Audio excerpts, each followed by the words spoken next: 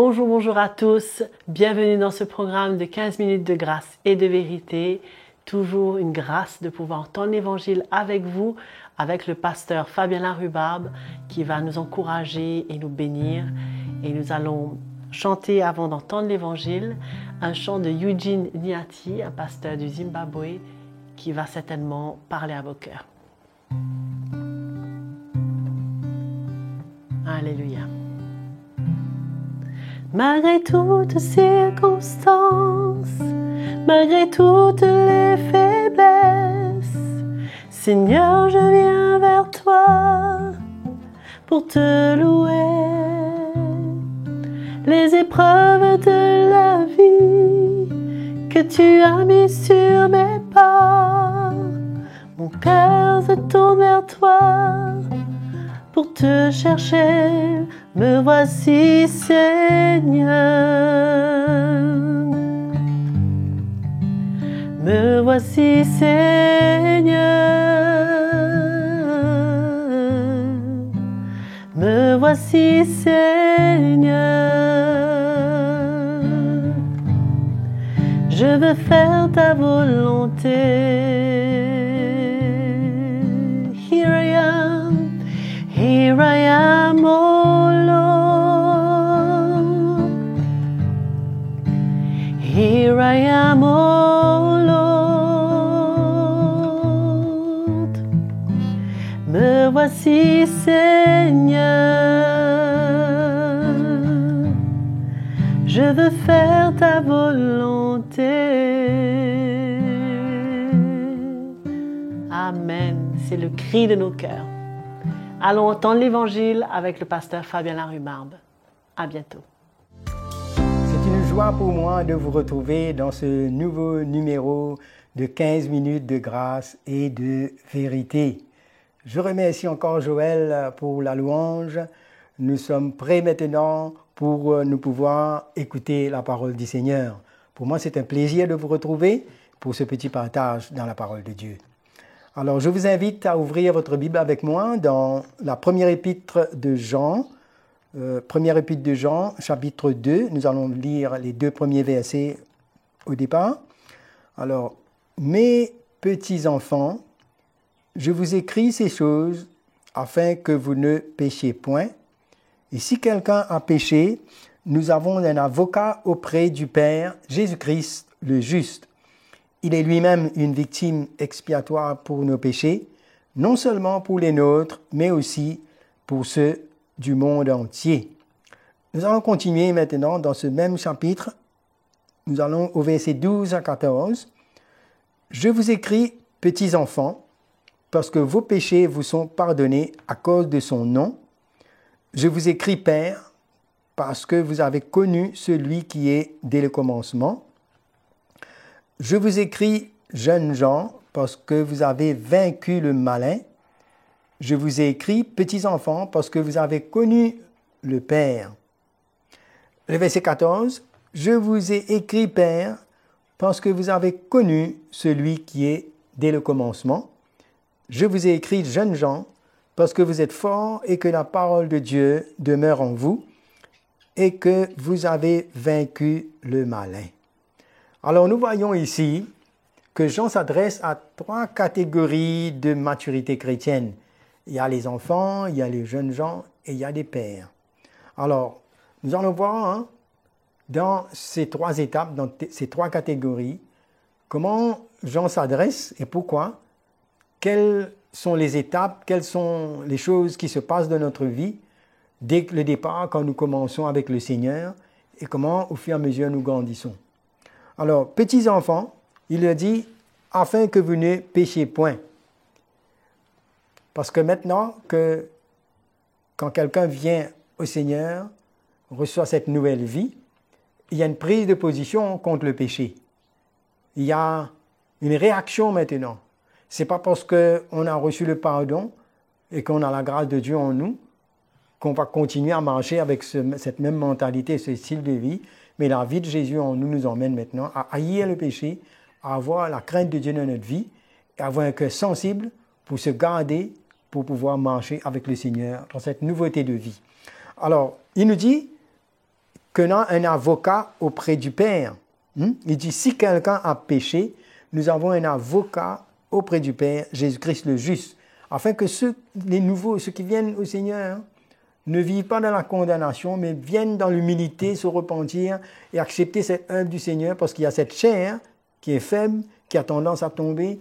On a besoin d'apprendre maintenant, ces enfants, ceux qui sont nouveaux dans le Seigneur, on a besoin d'apprendre à grandir avec le Seigneur et de traiter le péché, de ne pas laisser le péché inconfessé, non confessé et de continuer. Mais il nous parle que notre avocat auprès du Père et que nous sommes pardonnés à cause de son nom.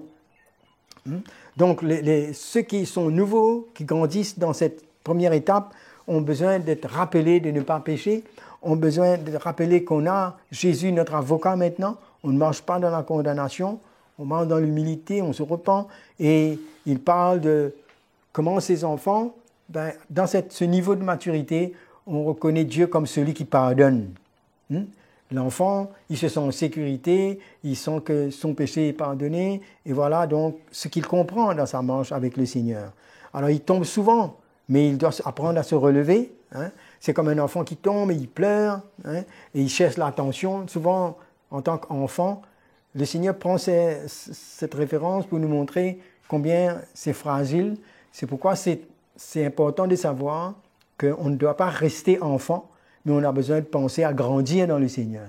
Parce qu'un enfant va toujours attirer l'attention, va pleurer, va tomber. Et la vie chrétienne n'est pas faite pour rester à ce niveau. Mais un enfant peut être facilement blessé. Un enfant a des manières en lui-même que il est en compétition, il se sent dans l'insécurité, il a de la difficulté pour pardonner. Alors, toutes ces attitudes, on a besoin de voir qu'il y a une autre étape dans notre vie. La vie chrétienne, c'est une maturité, c'est un progrès. Alors, Dieu nous accepte tels que nous sommes, mais nous ne devons pas rester à ce niveau. Et il y a un chemin pour nous, pour grandir. C'est pourquoi il les rappelle de ne pas pécher, il nous rappelle qu'il y a un avocat, tout ça dans le but, parce qu'on doit marcher, il y a une perfection, il y a la croissance, la maturité qu'on doit prendre.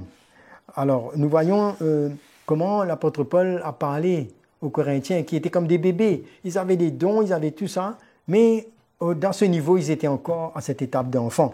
1 Corinthiens, le chapitre 3, au verset 1er, nous dit « Pour moi, frère, ce n'est pas comme à des hommes spirituels que j'ai pu vous parler, mais comme à des hommes charnels, comme à des enfants en Christ. » Et étant donné qu'ils étaient comme des enfants, il leur dit « Mais je vous ai donné du lait et non de la nourriture solide, car vous ne pouviez pas la supporter, et vous ne le pouvez pas, même pas à présent. » Il dit, parce qu'il y a parmi vous de la jalousie, des disputes, n'êtes-vous pas charnels et ne marchez-vous pas selon l'homme.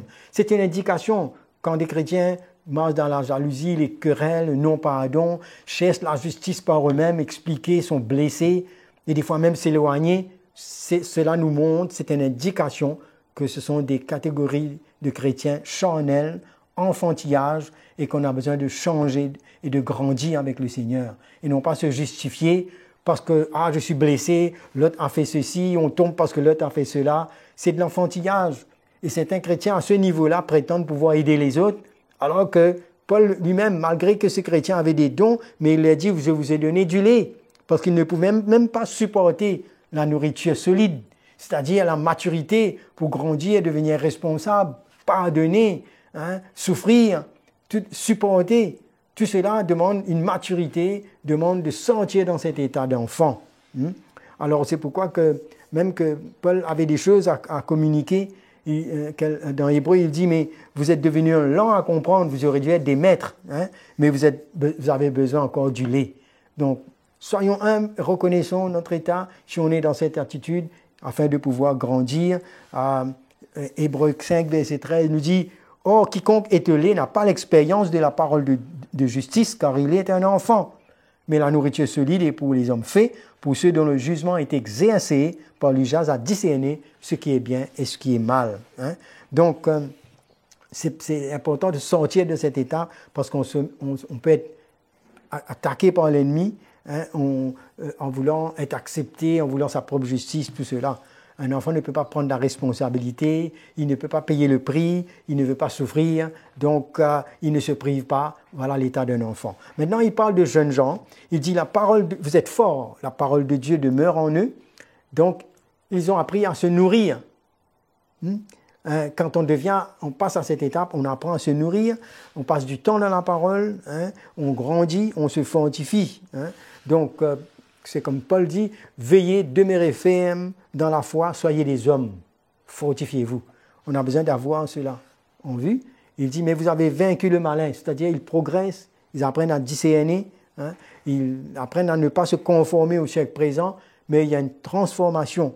Romains 12, le verset 2 nous dit, ne vous conformez pas au siècle présent, mais soyez transformés par le renouvellement de l'intelligence, afin que vous discerniez quelle est la volonté de Dieu, ce qui est bon, agréable et parfait. Là, on a besoin de la sagesse, on a besoin de ne pas rester simplement, vous savez, les jeunes, quand ils parlent de jeunes gens, ça parle de zèle, ça parle même d'un excès de zèle, qui ne prend pas le temps pour écouter, qui a besoin de mûrir. Alors, c'est bien de connaître la parole, c'est bien de pouvoir d'apprendre d'avoir vaincu le malin, mais il y a un chemin où on a besoin de la sagesse de Dieu. On a besoin d'apprendre à écouter, on a besoin d'apprendre quand le Seigneur veut nous reprendre, et on a besoin de passer par ce chemin d'humilité pour pouvoir laisser la sagesse de Dieu nous conduire. Et puis finalement, il parle de père. Il dit, les pères, vous avez connu le Père, c'est-à-dire que les pères, alors au verset 14, il dit, je vous ai écrit Père parce que vous avez connu celui qui est dès le commencement. Ça, c'est une étape de maturité où ça ne dépend pas de l'âge, mais de l'œuvre de Dieu en nous. Dépend de combien on peut prendre sa croix, laisser le Seigneur venir nous changer, et on ne finira jamais d'être changé, on ne finira jamais de s'humilier et d'apprendre notre expérience du passé. On ne peut pas se reposer sur cela. Il y a toujours des choses que le Seigneur veut faire. Et plus on grandit avec le Seigneur, plus on apprend à s'humilier. Quelqu'un qui réellement est travaillé par la croix, travaillé par la main du Seigneur, ne peut pas s'enorgueillir, mais au contraire a besoin de s'humilier et de reconnaître la grâce de Dieu. C'est pourquoi Paul peut dire, je suis ce que je suis par la grâce du Seigneur, pas par ses propres efforts. Alors les pères, ce sont ceux qui peuvent engendrer même des fils. Ce sont ceux qui deviennent des modèles, des exemples, la maturité, la sagesse, qui peuvent supporter, qui acceptent de souffrir, qui ne vivent pas pour leur propre gloire, pour eux-mêmes, mais on souffre pour que les autres puissent grandir, on supporte, on est patient, on ne juge pas pour un oui, pour un non, mais on est patient pour attendre à ce que Dieu relève.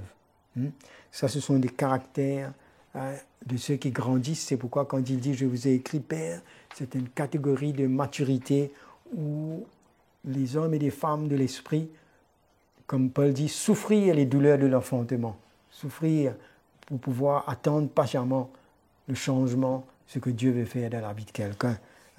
Donc, c'est quelqu'un qui peut voir plus loin. Voilà, en quelques mots, ces diverses étapes de notre marche chrétienne. Si on est enfant, Dieu nous accepte comme on est, on a besoin de faire encore un pas.